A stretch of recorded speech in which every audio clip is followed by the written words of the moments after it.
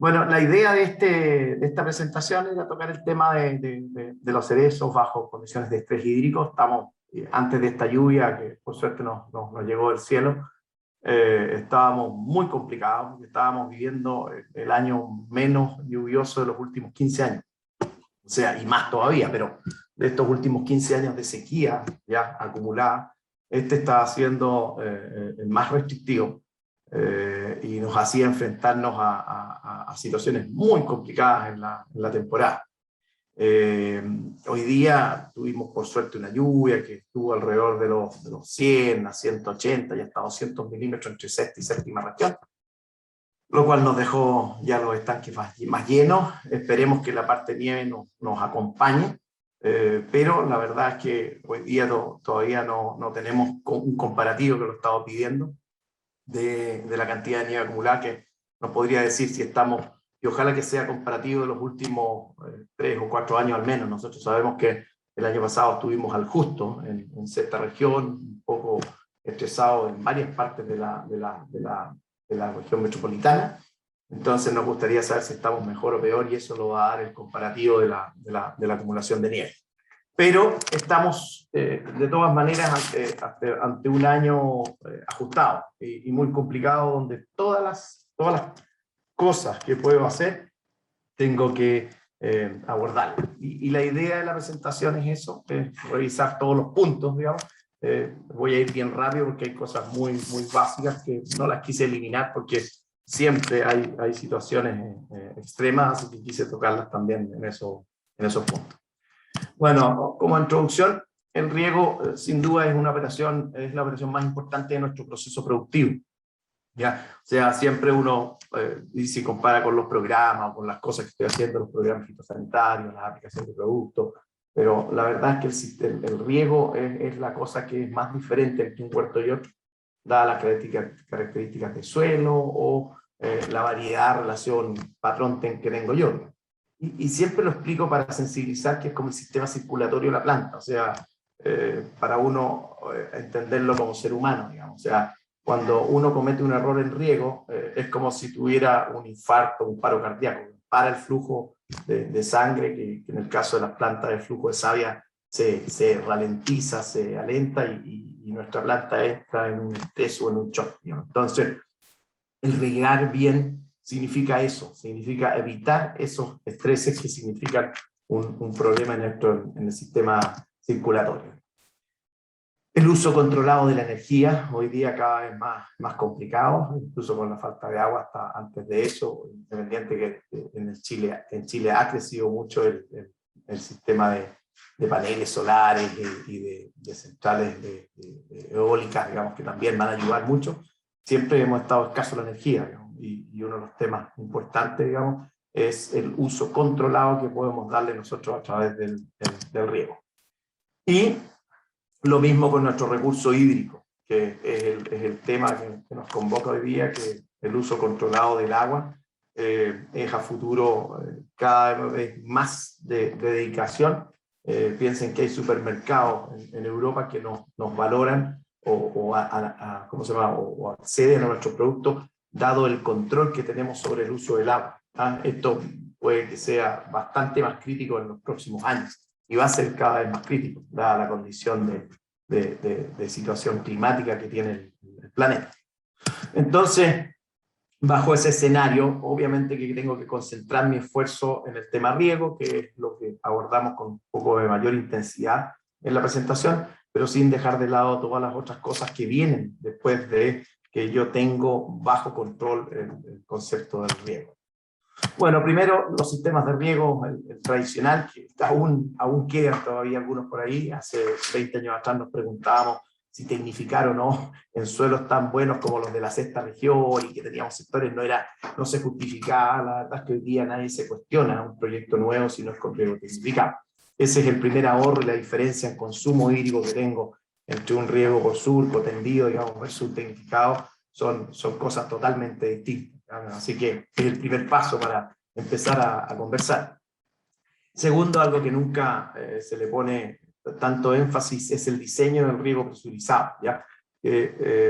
normalmente uno se encuentra con los sistemas que ya están instalados, están distribuidos por sectores de suelo y todo, donde nos mezclan sectores de suelo pesado con sectores de suelo delgado en un mismo sector de riego, y el que se complica es la persona que ocupa el riego, y uno confía en que se está haciendo bien. La verdad es que es muy difícil regar dos sectores de suelo de texturas distintas, con distintos contenidos de humedad. Por lo tanto, el diseño, para quienes están partiendo, es la clave. O sea, hay que dedicarle tiempo, hay que hacer, miren, no necesitan un tremendo estudio de suelo, sino que basta que se hagan las calicatas en los distintos sectores de suelo, y uno puede definir a la persona que va a diseñar el riego en no mezclar dos tipos extremos de suelo. Si uno no hace esto, todos asumen que tu suelo es parejo, por lo tanto van a diseñarlo a gusto de ellos, obviamente, para bajar los costos, que está bien, digamos, pero tiene que estar inmerso en ese concepto el nombre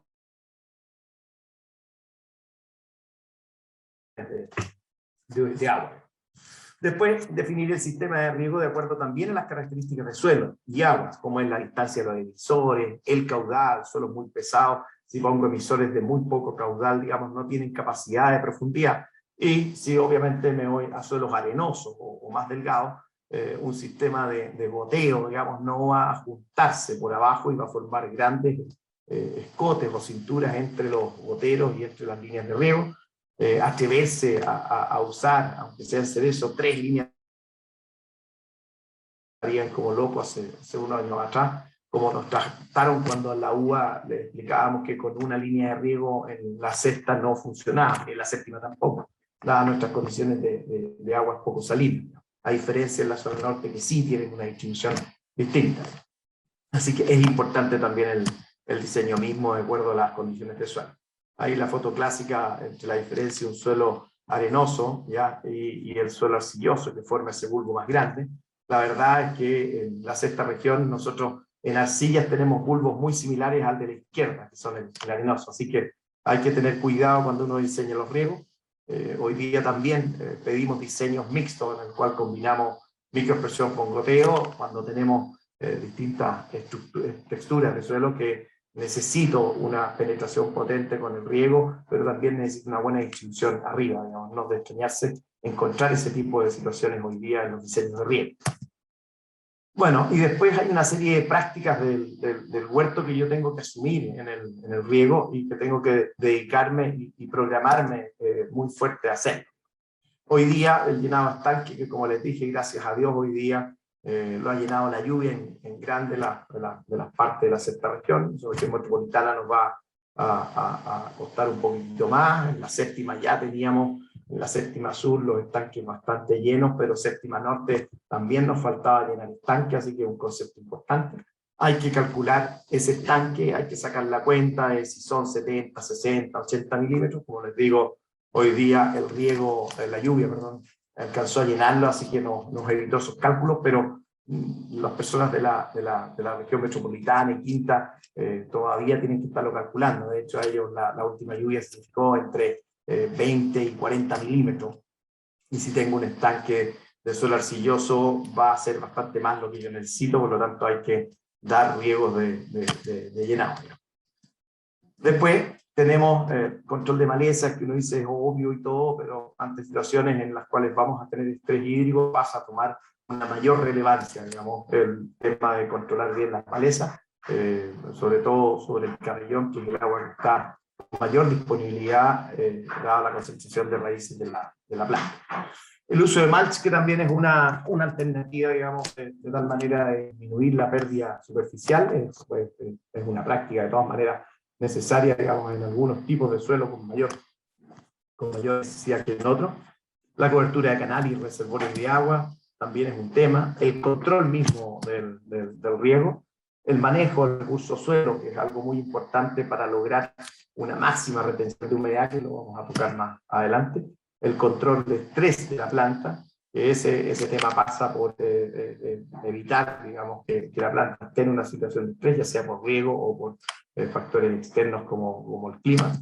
Y finalmente la nutrición, o sea, más o menos en ese orden, quizás hay un poquitito ahí se pueden intercambiar, pero yo tengo que trabajar bien toda la primera etapa para entrar en la última etapa, que también es absolutamente necesaria.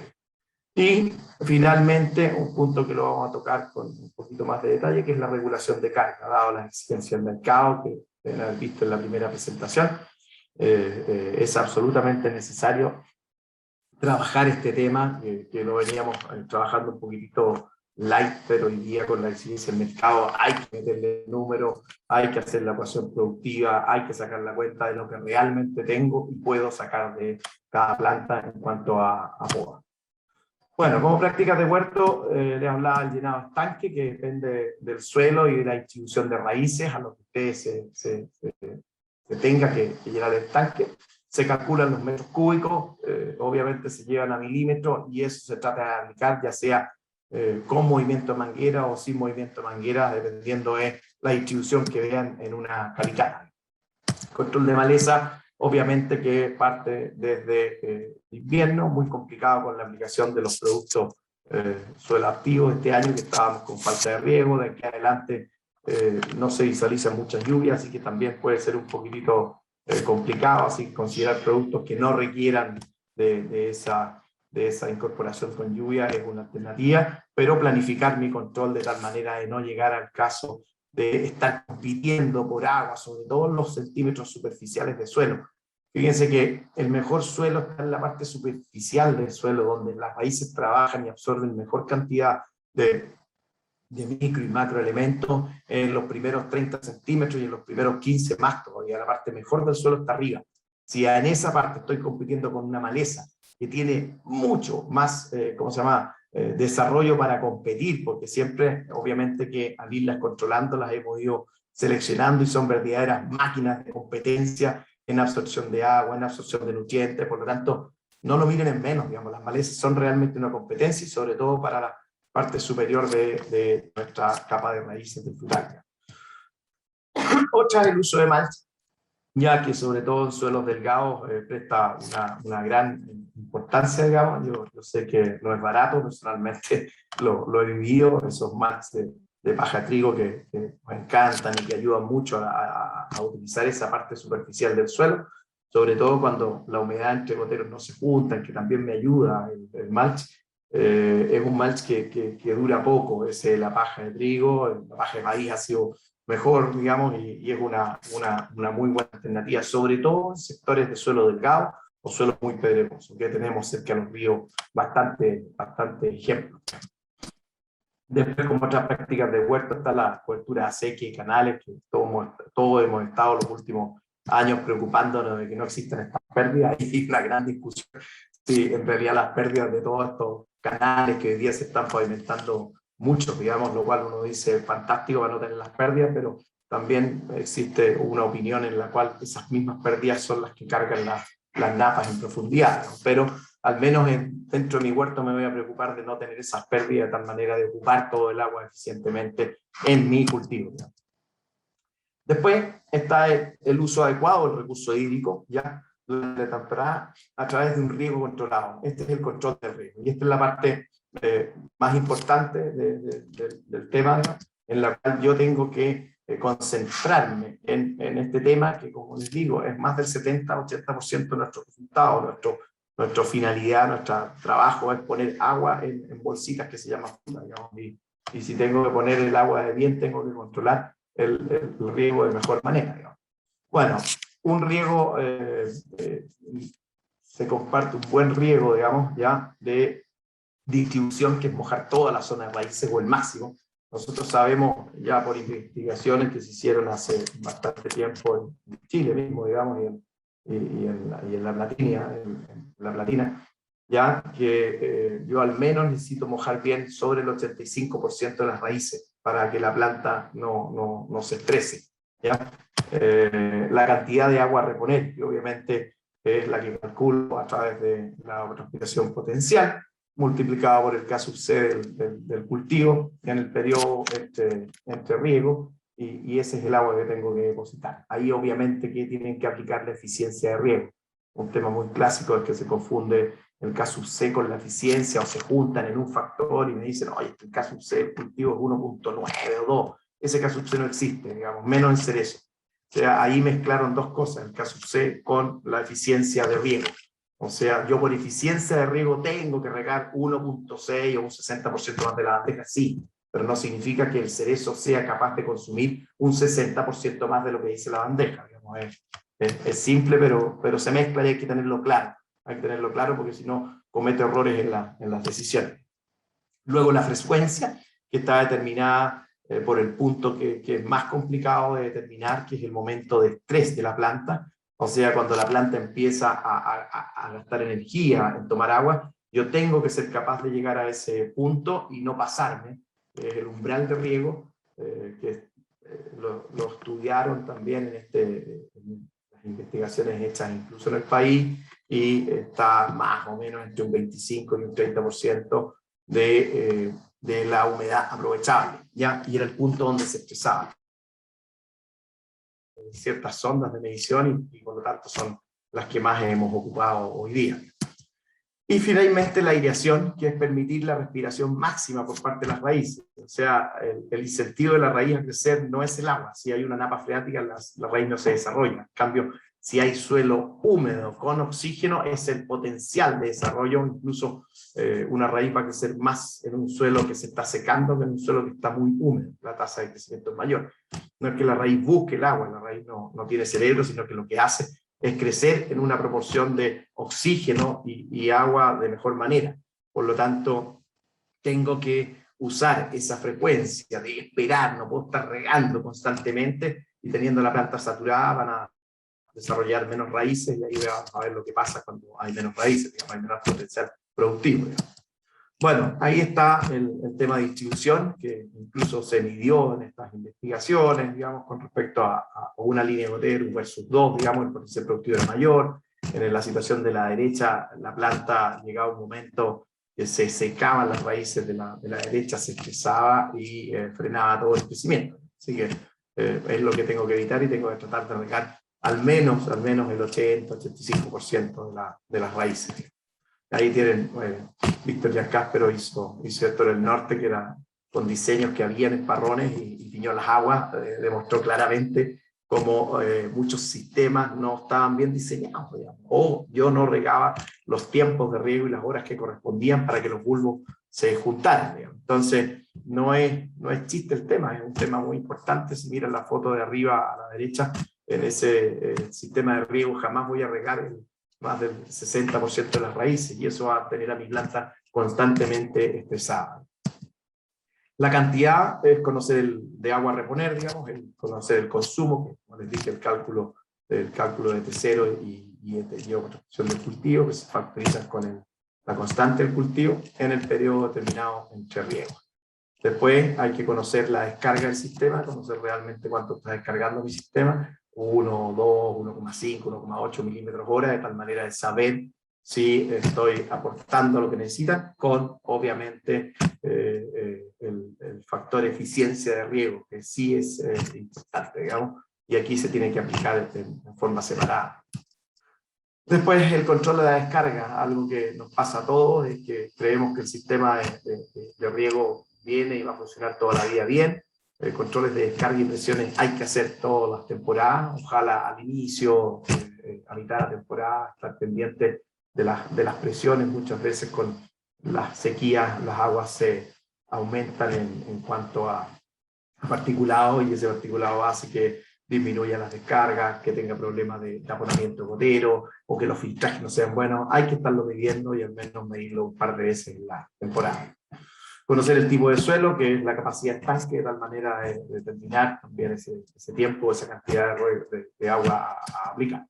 Y conocer también la distribución de raíces, que es llegar bien a todas esas raíces, saber dónde están concentradas también.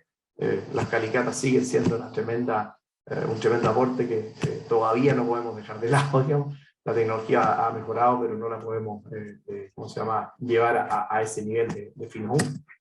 Bueno, después la frecuencia, lo tocamos más en detalle, conocer nuevamente el consumo de tal manera de saber cuándo voy a llegar a ese umbral de riego, hacer los cálculos, conocer también la descarga del sistema, controlar la descarga de tal manera de poder determinar mi frecuencia, conocer el tipo de suelo, que es la capacidad del tanque, también me determina a la frecuencia, conocer la distribución de raíces, pero el tema más importante es conocer ese momento de estrés, que se lo señalaba, en el fondo es el umbral en el cual yo riego, de tal manera de dejar oxigenarse al máximo el suelo sin que se estrese la planta y volver a regar.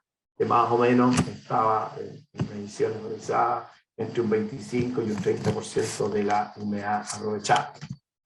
Aquí está claro en ese gráfico donde se muestra que abajo muestra contenido de humedad en el suelo, es muy didáctico, digamos, está capacidad de campo, al medio está el umbral de riego y al otro lado está, el lado izquierdo está punto de marchitas permanente. Hay un tramo entre la capacidad de campo y el umbral de riego en el cual hay una humedad adecuada, la planta consume agua sin disminuir su potencial de crecimiento. Hay un momento en el cual empieza a disminuir y es el momento en que yo tengo que decidir el riego. Y también hay una etapa entre el punto extremado de la derecha, que es la saturación, y la capacidad de campo, que también tengo un menor crecimiento, por lo tanto no tengo que regar un suelo que esté en ese punto de saturación o no voy a lograr el máximo potencial de crecimiento de brotes, de frutos y todo. Y que tengo que manejarme en ese rango de humedad adecuado. Bueno, los sistemas de monitoreo siguen siendo las calicatas, y siempre lo digo, independiente que tengamos sectores, hay que tener periodicidad en la ejecución de la revisión de las calicatas. Las calicatas, como decía un amigo nuestro, digamos, hablan y dicen lo que está pasando por su distribución de raíces, por los contenidos de humedad, hay que seguirla viendo. Hay aparatos como los tensiómetros o watermark, que son mediciones indirectas. Hay dendrometría, que hoy día está aumentando su uso y sus trabajos son muy buenos, digamos. Flujos de savia y otros fitomonitores. Pero también hay una sonda de capacitancia, que son las TDR, FR, que miden, ¿cómo se llama?, los contenidos volumétricos de agua en el suelo. Y ha sido muy preciso, como son de monitoreo continuo, ¿ya? Son capaces de mostrarnos los estreses de la planta. Voy a mostrarles unos grafiquitos ahí para que las puedan ver. Hay muchos que pueden estar relacionados y los van a conocer y los van a identificar, pero hay que saber interpretarlos, sobre todo con las calicatas. Ahí están las calicatas, obviamente que recurrimos al martillo, la distribución de raíces, revisar a dónde llegó el riego. Si necesito saber tiempo de riego y no tengo ninguna sonda, tengo que abrir una calicata inmediatamente después del riego. No a las 24, 48, ojalá a las 6, 7 horas o máximo, de tal manera que yo pueda ver brillante hasta dónde llegó el agua y cómo se distribuyó. Después de una hora se pierde eso porque drena el exceso de agua, uno ve oscuro el suelo pero no brillante y se puede confundir en saber a dónde llegó el riego. Y obviamente para ver la frecuencia es dejar unos días que se consuman, se hace un cálculo con la evapotranspiración y digo más o menos esto va a estar necesitando reponer agua, que se yo, a los 3 días, a los 7 o a los 10, y obviamente que realizo calicatas antes. Por eso la periodicidad en la revisión de calicata es muy importante. Bueno, después están las sondas, como les digo, de capacitancia que permiten un monitoreo constante del volumen de agua en el suelo. Se pueden determinar el momento de estrés, también se los decía, frecuencia, aireación, distribución, combino los tres factores, pero requieren de observación del perfil de calicata, de tal manera de saber los volúmenes de suelo, porque las sondas, igual que cualquier tecnología que va avanzando, todavía le falta un poco más de inteligencia en ese sentido, en el sentido de que podremos combinar a futuro los contenidos de humedad relacionados a las cantidades de raíces que tengo acá a nivel del perfil, y ahí entraríamos en un nivel un poquito más inteligente que sería. Pero hoy día las sondas funcionan y si uno las interpreta con una calicata es fantástico y puede determinar, digamos, muchas más cosas, cuándo regar y cuánto regar, todo de todas maneras. Se puede determinar el tiempo de riego exacto, o sea, uno sabe cuándo llega a la profundidad y cuándo logró el máximo movimiento de agua lateral también. Y requiere complemento con medición de evapotranspiración, de tal manera que eso es la perfección del uso, digamos, de tal manera que lo que apliqué, cuánto significó en el suelo, voy a saber exactamente cuánto es la eficiencia de mi riego, no del sistema de riego, que siempre lo señala. Ahí tienen las sondas que muestran el consumo diario, que son los peldaños esos de bajada, ¿ya? Y ahí está lo que consumió en el día. Y está la zona plana, que es la noche cuando no consume. Tengo una zona de saturación arriba, que muestra la etapa en que la planta está tomando poquitita agua porque está con saturación, hay una etapa verde que uno pone esos rangos, digamos, la planta está en su máximo consumo, con un máximo crecimiento, y después cuando el peldaño se empieza a achicar, quiere decir que la planta está estresada y dada una misma evapotranspiración, por eso tiene que estar relacionado con la evapotranspiración, la planta toma menos agua. Eso indica que ese es el punto de estrés, y la planta, uno dice cuántas sondas instalo. Aquí yo estoy usando a la planta como mi informante, está integrando lo que pasa en el suelo. Es muy potente lo que puede leer uno en esta gráfica. Y después la zona de estrés, que es donde la planta ya está sufriendo. Y aquí distintas situaciones.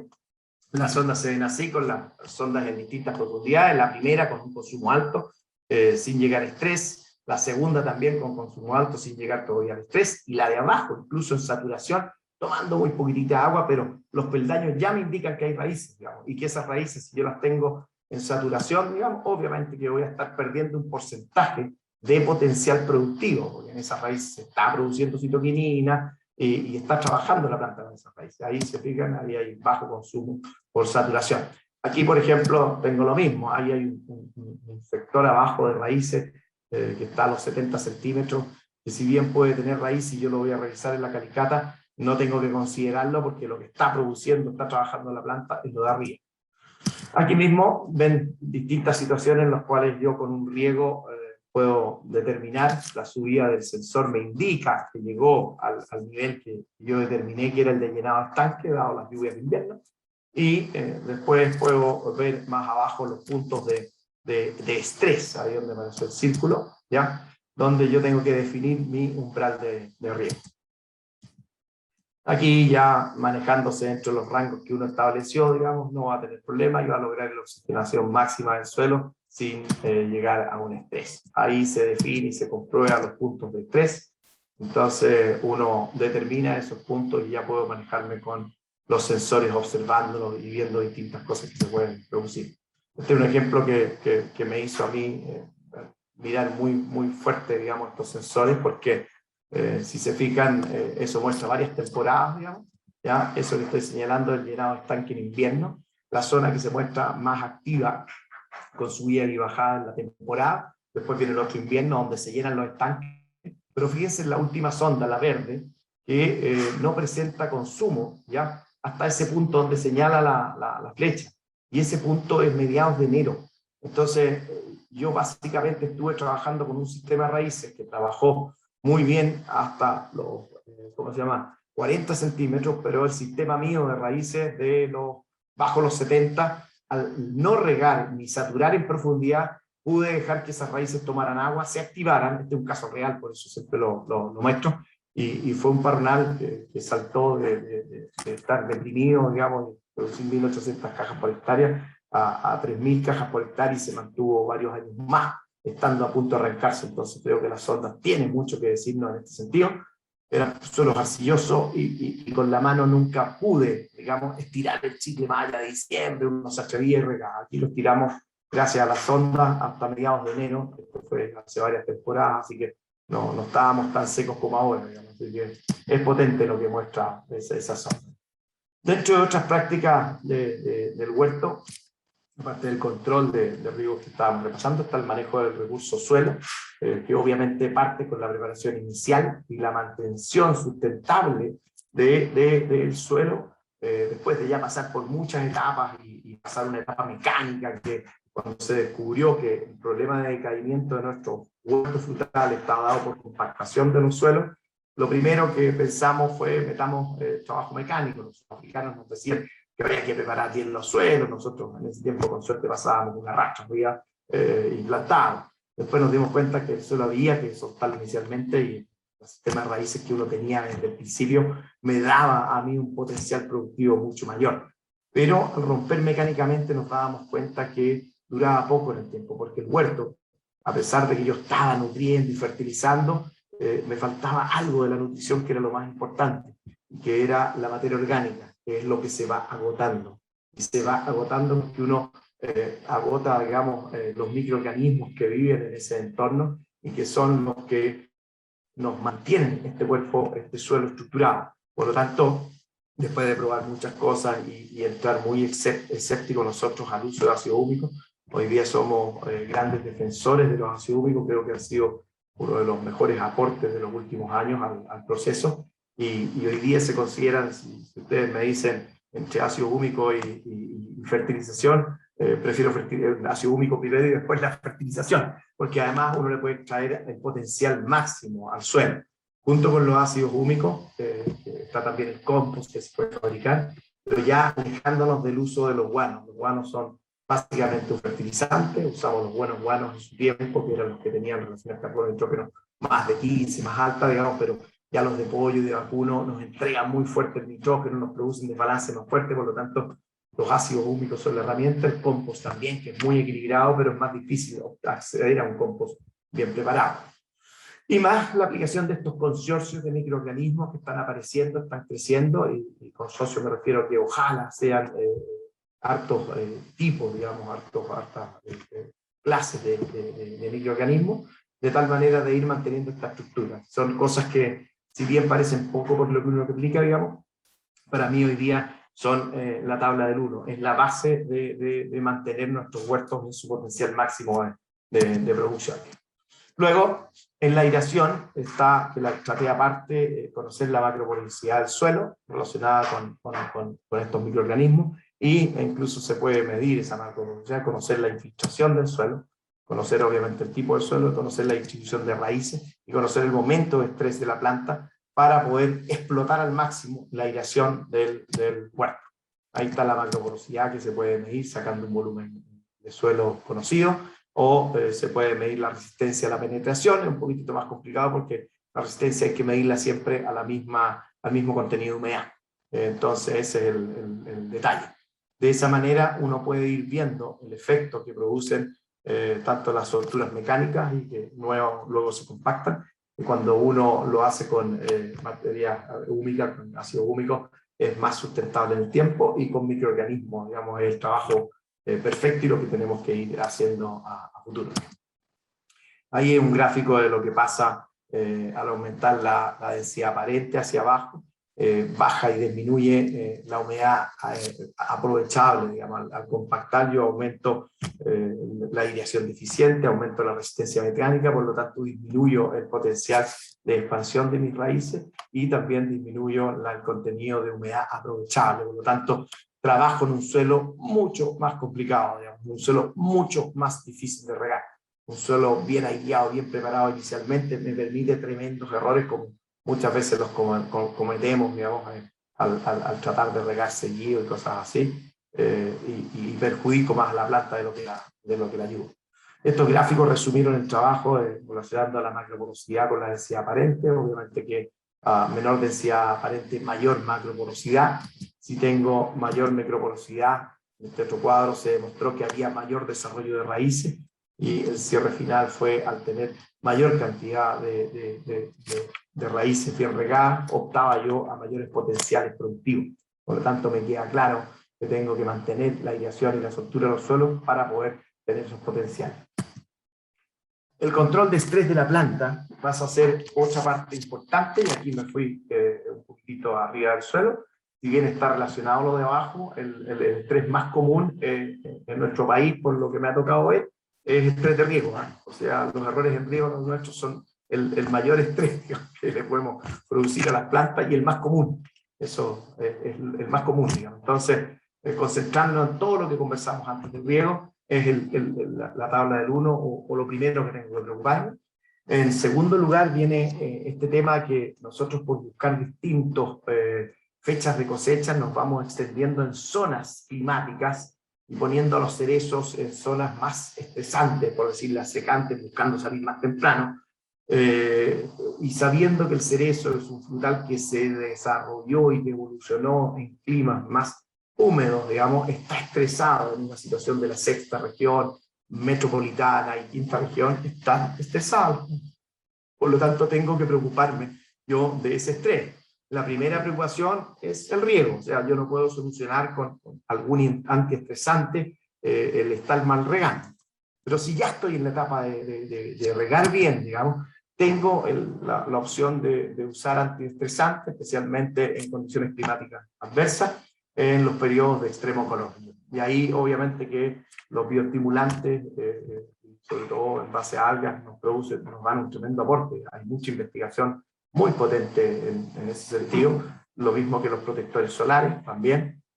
Incluso hay investigaciones que muestran que la combinación de ambos es como disminuir al máximo el estrés de la planta. Obviamente que, les digo, insisto siempre, no voy a solucionar con estos productos el que esté regando mal. Primero riego bien y le doy la opción a los productos de mostrar su potencial. Esa es la idea. Y después está el uso de bioestimulantes en distintos estados fenológicos para mejorar el desarrollo de la fruta de calidad. Y aquí obviamente que hay de los distintos bioestimulantes, y sobre todo los en base a algas, con distintos efectos de distintas hormonas, citoquinínicos, auxínicos, conversando con los fisiólogos y las fisiólogas, ¿no? el tema que vamos combinando ambos. No hay que concentrarse solo en un efecto, digamos. Tenemos que tener una combinación de efectos citoquinínicos, de efectos auxínicos, de tal manera de lograr. Hay distintas partes de desarrollo del fruto, de desarrollo de la planta, que requieren de una y de otra. Y la combinación está el ideal. Hay periodos en los que se va a justificar a lo mejor más un efecto citoquinínico, pero no hay que dejar de lado el auxínico. O sea, hay que hacer combinaciones de ambos productos. Aquí están los estreses que ya vimos, que se produjeron en el norte de Estados Unidos, en el noroeste, en el noroeste de Estados Unidos y en el sur de Canadá este año. En el lado izquierdo se ven los efectos de quemado de fruta. Tuvieron temperaturas superiores, digamos, a los 45 grados. Ahí muestra la fruta con una temperatura de 46,9 grados Celsius. Abajo la foto muestra el quemazón de fruta. Ellos están en una situación más continental que nosotros tenemos un tremendo aire acondicionado, que siempre lo señala Fernando Santibáñez, que es la corriente de Humboldt, pero no hay que confiarse. Hemos tenido situaciones de 40 grados en Los Ángeles, por ejemplo, y hay que saber sobrellevar esos temas. Ahí está el buen riego nuevamente y el trabajar con los bioestimulantes como apoyo en segundo plano. Y a la mano derecha se muestran los efectos de la temporada que sigue, digamos, estreses en el verano, que es como bien les decía Manuel, digamos, donde uno trabaja con la post cosecha del cerezo es muy larga, y además esa post cosecha está relacionada o tiene el factor que es la diferenciación de los primordios florales del próximo año. Entonces lo que yo haga en ese momento se va a diferenciar en gran medida, incluso más que en la primavera, en la calidad de la fruta, ya sea en materia seca, división celular, potencial productivo, calibre. Ahí ustedes ven lo más expresivo de haber tenido un estrés de calor, climático, o mal riego, ¿ya? Porque estas partiduras también, o frutos con sutura, se origina porque hay un ovario que se forma, todos los carros tienen dos ovarios, y cuando la planta está en estrés, genera como que la viabilidad de esos dos ovarios y que los dos tienden a tratar de crecer. Posteriormente uno aborta dado el nivel de desarrollo que tuvo, y al abortar genera esa especie de sutura. Eso no lo soluciono yo en la primavera próxima, lo soluciono trabajando bien este verano. Y hay variedades muy sensibles a esto, como Bing, Frisco, por ejemplo. La diferencia entre regar bien es pasar de, qué sé yo, un 30% de esta situación a cero. A cero. O sea, uno riega bien y puede llegar prácticamente a cero este tema. Y finalmente, obviamente, está la nutrición, que siempre lo digo, tiene que ser balanceada y de acuerdo a las necesidades de la planta y a la disponibilidad del suelo. Hay que hacer balances nutricionales, hay que hacer balance en cuanto al contenido de materia orgánica, lo que me está aportando zonas de la cesta, donde hay muchos maizales y riegan altos, ya con el agua estoy a veces teniendo 50 o 60 unidades de nitrógeno. Por eso les decía que también uno aplica guano, y los guanos nos aportaban en una temporada a veces más de 100 y 150 unidades. Entonces, además, yo le aplicaba nitrógeno y en vez de arreglar el problema, lo echaba a perder más. Entonces, es clave hacer el balance, saber cuánto tiene el suelo, ser sustentable en cuanto a decir, voy a posicionar mi suelo con enmiendas, primero en los niveles adecuados, y después a la extracción que hace el frutal a través de los kilos cosechados, determinar cuánto tengo que aplicar. Y obviamente después están los detalles con los microelementos, en los cuales yo tengo que ir en el programa corrigiendo las faltas de la parte de microelementos, que es bastante sencillo a través de hacerlo vía foliaje. Y después, como nosotros agricultores estamos más dedicados al foliar, hay que mirar el de suelo porque puedo estar en una situación de siempre estar aplicando potasio, por ejemplo, y que mi suelo está deficiente, entonces si no corrijo con una tremenda aplicación previa, voy a estar todavía pedaleando en banda. Eso por un lado, y a ver, al final, digamos, si el contenido de nutriente está bien en el suelo y está deficiente en la hoja, quiere decir que yo estoy haciendo algo mal y que mi planta está estresada, por lo tanto no es capaz de llevar ese nutriente a la hoja, o tengo un desbalance, por ejemplo, lo que pasa en el calcio, que se va a las puntas de los brotes en vez de irse a la fruta por excesivos crecimientos, por excesos de nitrógeno y excesos de vigor. Bueno, y finalmente está la importancia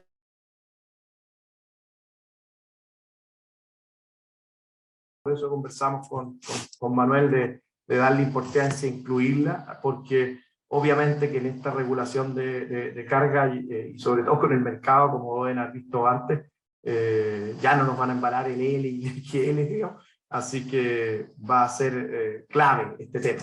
Y aquí hay hartos temas o factores importantes. Primero está la información que se debe considerar, características climáticas en cuanto a cuántas porciones de frío tuvimos, sobre todo a los que estamos o los que tenemos realidades con porciones de frío ajustadas o horas frío ajustadas. Todavía creo siempre que es necesario ir midiendo ambas, digamos.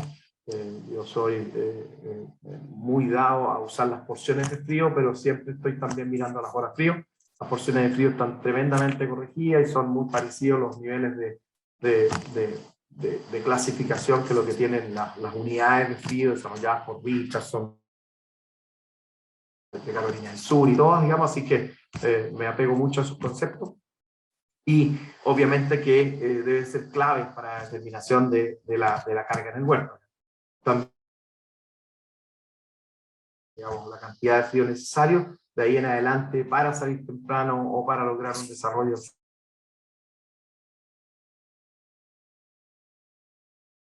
Hoy día trabajamos básicamente los en base 10, que de ahí hacia arriba acumulan, digamos, pero hay modelos nuevos, bastante más ajustados, más actualizados, y tenemos que ir estudiando. Luego, es tabular la información que tenemos en base a conteos de dardos, planta gestación, contar los dardos, calcular los primordios de yema que tenemos, calcular la cantidad de yemas por dardo que tenemos, asegurar un porcentaje o tener el estudio del porcentaje de cuaja que tiene mi huerto. Por eso estas planillas o ecuación productiva que le llamamos también los que trabajamos en UBA, tenemos que llevarlo, tenemos que analizarlo, el historial completo, y ahí está el historial con sumándole al lado las porciones de frío que tuvimos en cada año. Esto es clave para poder determinar y tomar la decisión de la intensidad de poda. De esta manera yo puedo contar los datos, saber cuánto es mi potencial productivo dado el historial de mi huerto, y determinar cuántos dardos tengo que eliminar o bajar para optar a una carga equilibrada y no irme a las 30 o 35 o 28 toneladas que sabemos que me van a pasar la cuenta por algún lado, en el caso de los cerezos, ya sea por firmeza en algunas variedades o por calibre en otras. Y ahí está la información que se debe considerar, como les digo en el resumen, análisis de los datos y definición de la regulación de carga. Datos promedio por planta, peso fruto promedio que se puede sacar de la temporada anterior, dada la carga que tuve, o sea, si tuve 25 toneladas y mi calibre fue tal, digamos, eso tengo que tenerlo en un historial de tal manera de poder determinar la intensidad de mi carga. Las plantas por hectárea, obviamente, determinar la carga potencial que voy a tener, y de acuerdo a eso, determinar la intensidad de poda, que sería finalmente la eliminación de ramas. Sabiendo que el potencial productivo y el potencial máximo de calibre lo voy a lograr con la poda, en segundo lugar con el trabajo de dardo, no me refiero a eliminar, sino que me refiero al famoso raleo chino o eliminación de yemas florales, Y en tercer lugar, con algún ajuste en floración que puede realizarse dado los errores cometidos en los otros anteriores, pero que la eliminación de fruta, el efecto es casi nulo, por no decir cero, en la calidad de la fruta. Ustedes ven que la calidad la fabriqué en la temporada anterior, la termino de fabricar con las intensidades de poda y ya están echados los dados. O sea, de ahí en adelante es muy poco lo que me queda de juego, por lo tanto es donde tengo que ponerle mayor intención. Eso es, pues. Traté de ir bien rápido para juntar todo y terminamos. Está bien. Muchas gracias.